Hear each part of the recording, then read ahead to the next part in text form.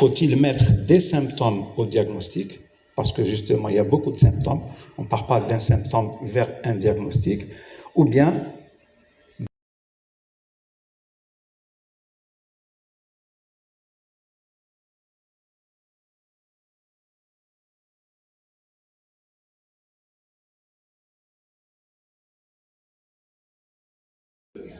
puisqu'on est dans une formation médicale continue, donc je me mets dans la place des médecins qui reçoivent donc un nouveau cas de diabète et pour attirer leur attention sur un certain nombre de choses. Des patients et des patientes, et ben, la relation se crée, et puis même avec les bruits cardiaques fœtaux, etc. Donc, en fait, l'examen clinique commence déjà par la poignée de main. Et en médecine interne, bon, vous touchez la main à quelqu'un, il est hyperthyroïdien, il a la mammoth déjà. On a la force musculaire, on a tout. Déjà, la poignée de main, c'est quelque chose d'extraordinaire qui permet le premier contact. Évidemment, si vous avez une patiente qui ne veut pas le faire, vous avez d'autres façons. Mais le temps qu'on passe avec un examen clinique, de fouiner un peu partout, des cheveux jusqu'aux pieds, vous terminez l'examen clinique, vous avez acquis pratiquement 90% de la confiance du patient. Et malheureusement maintenant, il y a des patients qui ne sont jamais examinés. Par le SMS. Comme depuis, vous déchaussez et déchaussez, vous apprenez au patient de laver ses pieds, de tenir une hygiène de pieds convenable. La prochaine fois, il viendra avec des pieds complètement... Donc, là, il y a deux choses qui manquent. La formation médicale continue, mais elle doit être obligatoire. Il faut que les gens, il faut que l'État passe à cette étape. Je fais un petit coucou à mon ami Amal Baibia, qui est proche du ministère. Il faut que les médecins qui sont spécialistes ou généralistes soient dans l'obligation d'assister à la formation médicale continue. Deuxièmement, il faut qu'il y ait des garde-fous sur quelque chose qui est indispensable, c'est-à-dire la première fois, il faut un examen clinique. Mais comment on peut savoir si le malade a été examiné si on n'a pas un dossier, si on n'a pas quelque chose, une traçabilité de quelque chose? Et là, on doit revoir, et puis il faut que les externes soient également formés sur ça. Il faudrait que le nombre d'étudiants soit moins important pour qu'on puisse leur apprendre l'examen clinique au lit du malade. Quand on a beaucoup d'étudiants par rapport au nombre de patients, par rapport au nombre d'enseignants, c'est aussi difficile. Donc, c'est complexe. C'est complexe et c'est lié déjà à la première partie, donc la formation des étudiants, ensuite la formation médicale continue, ensuite le généraliste, le spécialiste, etc. Et puis, c'est la conscience. La relation d'un patient d'un praticien à un patient, c'est une relation d'une confiance à une conscience. Donc en fait, moi je ne vois pas comment quelqu'un peut prescrire un médicament sans passer par l'examen clinique. C'est inimaginable. Mais pour beaucoup, compte tenu du nombre de patients, ils sont obligés de le faire parce qu'il y a un médecin qui couvre une certaine région dans le public ou dans le libéral. Mais bon, il faudrait aussi réglementer un nombre de patients par jour que les gens ne doivent pas dépasser. Ça aussi, c'est indispensable. Donc, on a du travail. Il reste beaucoup de travail à faire avec nos amis, les collègues du ministère, que ce soit de l'enseignement supérieur, de la santé, avec les patients, une sensibilisation. Maintenant, on a l'avantage d'avoir les outils donc, technologiques. Je me souviens du dépistage, quand on a commencé en 2002, des tactiques, ne pas remettre la glycémie plasmatique, donner au laboratoire, demander au laboratoire de nous la remettre à nous, et c'est nous qui la remettons aux autres. Prendre le téléphone des patients, prendre les emails. Et on est arrivé à réduire le nombre de perdus de vue après le dernier dépistage à pratiquement 23%, 25%. C'est possible, parce que l'outil maintenant technologique nous permet de le faire. Donc il faut s'adapter à la réalité des patients, de la société, etc. Et je pense qu'on a bien arrangé les choses sur beaucoup de choses. Oui, absolument. Et donc il faut insister pour que la première consultation Et après, bon, c'est le malade qui va choisir aussi son praticien. Celui qui n'a pas pris la peine de l'examiner, eh ben, peut-être qu'il ne reviendra pas le voir, il ira chez quelqu'un d'autre qui a pris la peine de lui parler, qui a pris un peu d'empathie pour partager avec lui sa maladie et donc qui est soucieux de son bien-être. Parce que maintenant, c'est ça la vision holistique, c'est être soucieux de son bien-être, aborder les questions avec philosophie et tact pour que le patient soit à l'aise pour se livrer auprès de son praticien. Mais pour ça, comme vous avez dit, il faut du temps et beaucoup de bonne volonté. Quand on voit un patient prédiabétique et qu'on ne l'accompagne pas réellement, parce que parfois, professeur Malek en a parlé tout à l'heure, on parle actuellement de la rémission du diabète.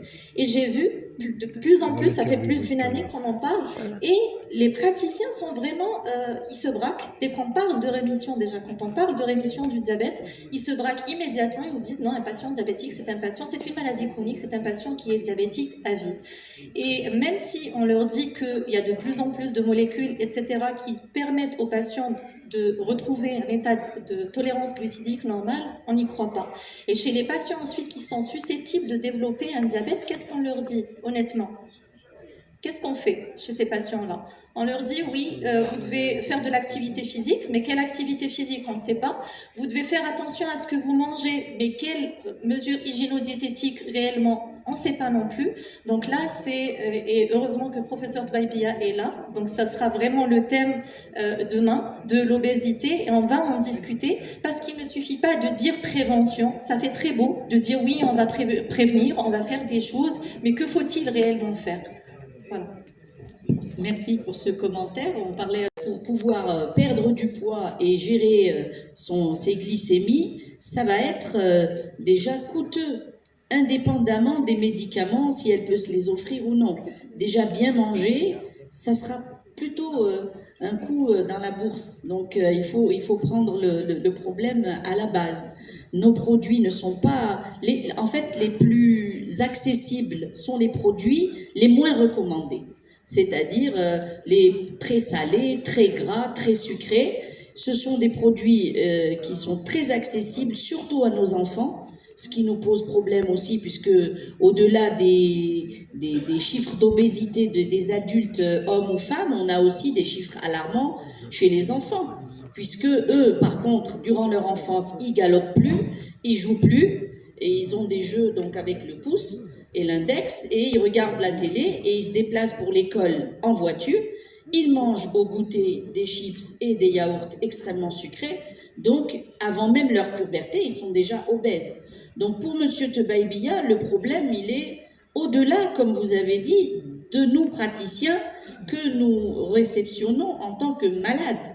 Le travail est bien en amont, donc au niveau de l'éducation nationale, des communes, de l'agroalimentaire, pour réduire un petit peu ce lot faramineux d'enfants obèses qui va nous arriver en tant que malades. Un mot, M. Tbaibia? Le plus puissant dans le traitement du diabète, des analogues de GLP-1, et ensuite la combinaison, double combinaison, ensuite la triple combinaison, c'est quand même un espoir considérable dans certaines mesures d'éviter, dans certaines situations, la chirurgie bariatrique, et chez nous également, de répondre à certains patients qui ne peuvent pas bouger à cause de l'arthrose ou de leur obésité morbide, etc., de leur trouver la solution du médicament. Est-ce que on peut maintenant donner de l'espoir à cette population, ce profil de patients obèses ou qui vivent avec l'obésité, compte tenu de tout ce qu'on va avoir comme médicaments dans le futur? Génial, merci. En fait, oui, cette communication, c'était vraiment un message d'espoir. Donc là, c'est un panel de médecins. Déjà, pour nous, praticiens, c'est extrêmement important. Combien de patients nous recevons diabétiques, obèses? Et qu'est-ce que nous avons vu? La perte pondérale extraordinaire. Donc, chez certains patients, avec une normalisation du bilan glucidique très très rapide, une diminution donc d'une perte pondérale. C'est des patients chez lesquels on a arrêté des antihypertenseurs Et j'ai toujours à l'esprit une patiente chez laquelle on a même recherché une insuffisance surrénalienne, parce qu'on a arrêté le premier traitement d'hypertenseur, deuxième, troisième. Et ce sont des patients qui, à l'heure actuelle, ensuite il y a eu le tirzépatide de Mounjaro, qui est juste extraordinaire, parce que plus de 70% des patients qui utilisent ce médicament reprennent une tolérance glucidique normale avec cette perte pondérale. Donc oui, c'est vraiment ensuite, ça c'est pour les patients diabétiques, mais également par rapport à professeur Kouvaïbia, vous aviez dit quelque chose, c'est que ce sont des médicaments qui coûtent cher, mais combien nous coûte l'obésité? Combien nous coûte le diabète?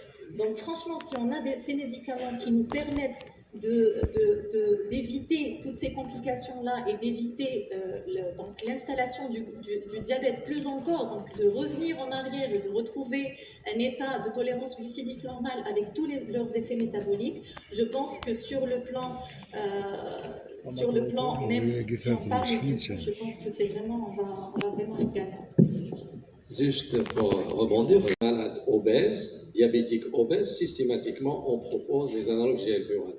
Malheureusement, beaucoup de monde n'ont pas les moyens pour l'acheter, mais je vous assure, on avait des malades jusqu'à 2,5-3 unités. Lorsqu'on a ajouté l'analogue GLP-1, on a descendu moins d'une unité.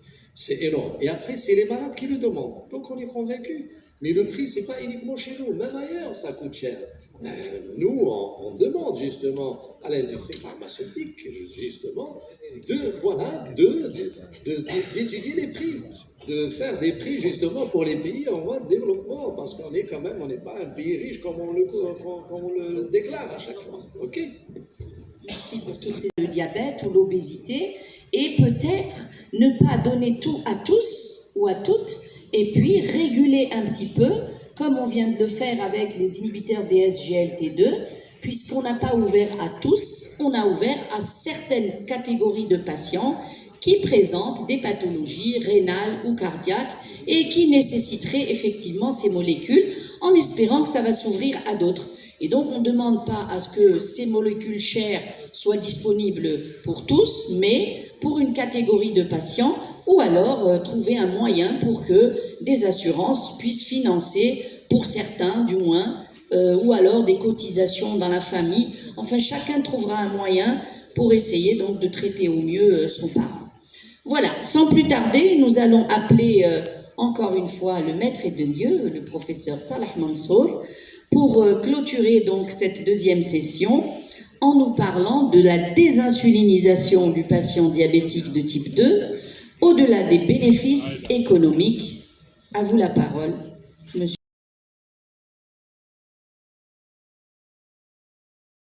Photo que j'ai tenu à mettre comme ça, habituellement je mets Faltat, c'est là où je suis né, le Djurdjura, mais là j'ai fait exprès de vous montrer également cette photo.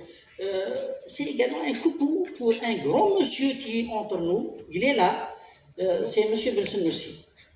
Toutes les présentations communiquées, c'était l'insulinisation et l'insulinothérapie au cours du diabète de type 2. Je me suis dit, pour une fois, je vais voir exactement l'inverse. Vous savez pourquoi? Parce que moi, je suis adepte d'Einstein, qui a l'habitude de dire, si vous voulez créer, il faut regarder à côté.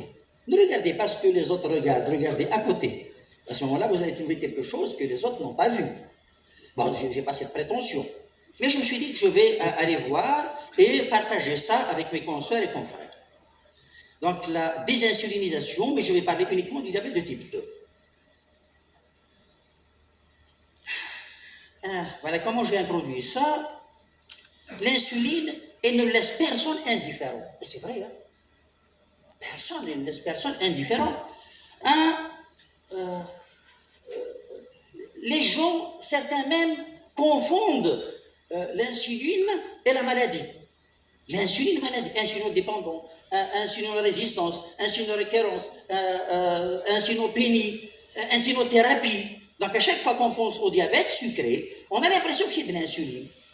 Deux, elle est adulée par certains. Il y a certains qui sont amoureux de l'insuline. Oh, certainement au laboratoire. Ils ont rigolé. Oui, parce que c'est un gros marché également. Donc, non, en fait, c'est pas du tout ça ce que je voulais dire. Adulée par certains parce qu'elle a sauvé Elle a sauvé énormément de vies et amélioré la qualité de vie de beaucoup de patients. Elle est crainte par d'autres. En fait, Aziz, s'il te plaît, parce que je ne vois pas le micro-ordinateur. Donc ça, c'est... je ne sais pas comment... Donc je ne vois rien. Hein. J'aurais aimé avoir directement... Voilà, merci beaucoup.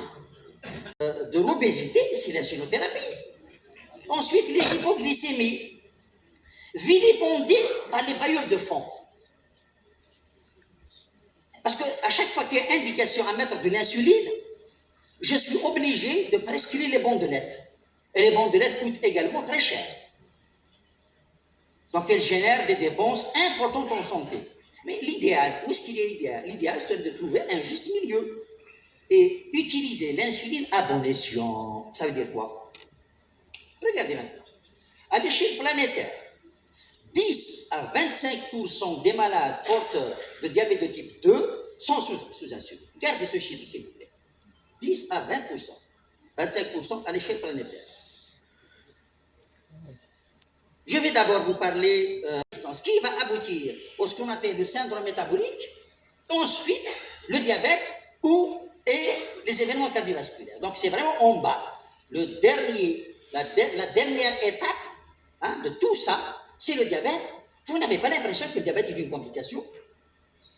J'espère que vous avez l'impression que le diabète est une complication de tout ce qui est en amont. Mais nous, quand on intervient pour traiter le diabète. Et quand on traite le diabète, on le traite avec quoi? L'insuline. Exact. Bon, on fait un petit peu sombre en mettant de la metformine, on met ensuite des sulfamines. C'est tout ce qu'on a en fait. Ensuite, on met de l'insuline. Sauf que ces médicaments, qu'est-ce qu'ils traitent? Qu'est-ce qu'on traite? On traite le glucose. Notre objectif, c'est de normaliser la glycémie. Notre objectif, c'est de diminuer la glycémie. Donc, c'est un traitement glucocentrique. Alors que la maladie, ce n'est pas du sucre. Ce n'est pas une maladie du sucre. C'est plus que ça. Mais même, quand on traite avec ces médicaments, les malades prennent du poids. Et s'ils prennent du poids, hop, c'est un cercle vicieux. On revient au point de départ. L'origine même du diabète. Par contre, d'autres médicaments sont apparus. Les analogues de GLP-1, les 17,73%. Faites le compte également. Disons 80% de nos malades, avec ces médicaments, avec 30% de malades sous insuline, ils ne sont pas équilibrés. Maintenant, regardez le coût. Ça nous coûte combien? L'insuline, alors, le coût de l'insuline seul, 55 milliards de dinars. Je ne sais même pas combien, à partir de 1 million, je ne sais plus compter.